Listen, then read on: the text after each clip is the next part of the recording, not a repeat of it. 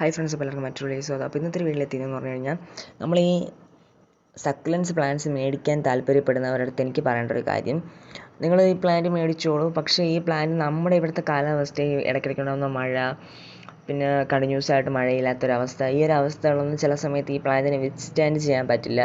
അപ്പോൾ ഡയറക്റ്റ് മഴയിൽ നമ്മൾ ഔട്ട്ഡോറൊക്കെ കീപ്പ് ചെയ്ത് കഴിഞ്ഞാൽ ഉറപ്പായിട്ട് നശിച്ചു പോകാൻ ചാൻസ് ഉള്ളൊരു പ്ലാന്റാണ് നമ്മുടെ ഈ സക്കുലൻറ്റ്. സോ അതൊന്ന് മനസ്സിലാക്കിക്കൊണ്ട് നിങ്ങളിത് ചൂസ് ചെയ്യുക.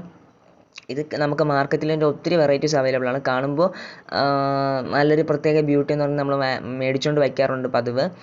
പക്ഷേ അത് കഴിഞ്ഞ് എന്തായാലും നമുക്ക് ചിലപ്പോൾ ഒരു 4 മാസമൊക്കെ കഴിയുമ്പോൾ തന്നെ പെട്ടെന്നെല്ലാം നശിച്ചു പോകും. അതുകൊണ്ട് നിങ്ങൾ നല്ല കെയർ ചെയ്യാൻ പറ്റുന്നവർ മാത്രം ഇത് മേടിക്കുക. ചുമ്മാ നമ്മുടെ പൈസ കളയേണ്ട ആവശ്യമില്ല.